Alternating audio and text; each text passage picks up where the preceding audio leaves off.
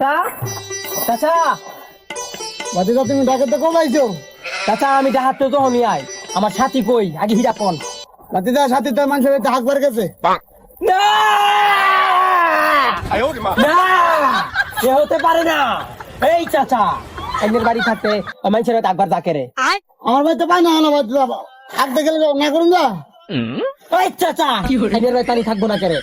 এই আইনা মানে 3 মাস আগে কথা দিছুন আমি ডাহা যাইবার আগে আইনে কইছুন না আমার সাথীর আইনে বাবা লাগবাই আইনে কইছিলেন নি।